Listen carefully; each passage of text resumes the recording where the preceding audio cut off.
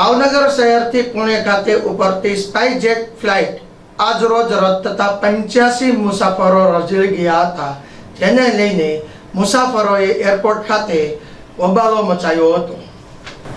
ભાવનગર મુંબઈ વચ્ચે ચાલતી સ્પાઇસજેટની ફ્લાઇટ અચાનક રદ કરવામાં આવતા મુસાફરો રજી ગયા હતા અને એરપોર્ટ પર મુસાફરોએ હોબાળો મચાવ્યો હતો। સમગ્ર ઘટનાની મુસાફર દ્વારા મળતી માહિતી અનુસાર સાંજે મુંબઈ પુણે ખાતે સીધી ફ્લાઇટ જે ભાવનગરથી ટેકઓફ કરે છે તે ફ્લાઇટ બોર્ડિંગ પાસ આપ્યા બાદ ફ્લાઇટને રદ થઈ છે તેવું મુસાફરોને એરપોર્ટ ઓથોરિટી દ્વારા જણાવવામાં આવ્યું હતું। જ્યારે આ ફ્લાઇટની અંદર 85 મુસાફરોએ પોતાની ટિકિટ લીધી હતી, પરંતુ અનેક મુસાફરોએ પોતાના ઇમરજન્સી કામ માટે ફ્લાઇટનો ઉપયોગ કરતા હોય ત્યારે અચાનક ફ્લાઇટ રદ થતાં મુસાફરોમાં રોષ જોવા મળ્યો હતો, જેને લઈને મુસાફરો દ્વારા એરપોર્ટ ઓથોરિટી સાથે હોબાળો મચાવ્યો હતો।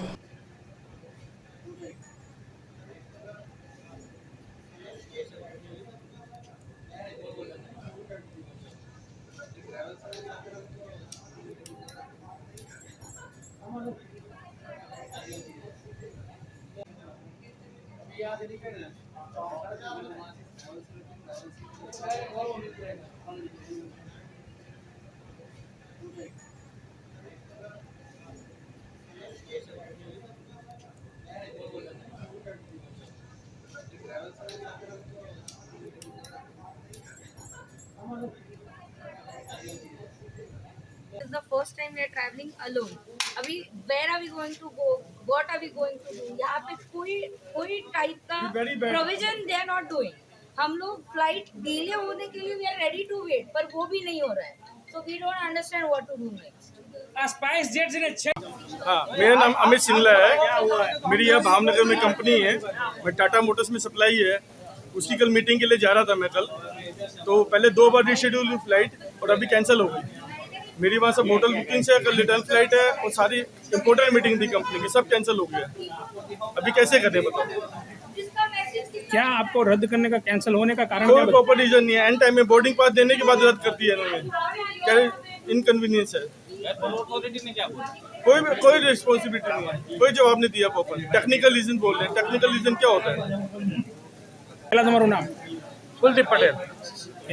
આ સ્પાઇસ જેટ કંપની છે એ સવારની પબ્લિકને હેરાન કરે છે અને એમ કહે છે કે 1 કલાક મોડું પ્લેન આવશે, વળી 1 કલાક પાછું મોડું આવશે, પછી વળી 45 મિનિટ મોડું આવશે। હવે અત્યારે એન ટાઈમે ચારે બાજુ વરસાદ ચાલુ છે, 80 માણસો છે, બાળકો છે, 2-3 ને તાવ છે। અત્યારે એન ટાઈમે એવું કીધું કે પોસિબિલિટી નથી, હવે ફ્લાઇટ આવશે જ નહીં, તમે તમારી રીતના છૂટા, હવે તમારે જે કરવું હોય। હવે રાતના 9 વાગે જવું ક્યાં? ફ્લાઇટ રદ કરવાનું કારણ શું? એ ટેકનિકલ ઇસ્યુ એમ કહી દીધું, કોઈ ખોટી વાત જ છે। અમદાવાદથી એને કદાચ પેસેન્જર મળ્યા નથી એટલે આવા દીધું નથી એમ। તમારી કેટલા વાગ્યાની ફ્લાઇટ હતી ને ક્યારે?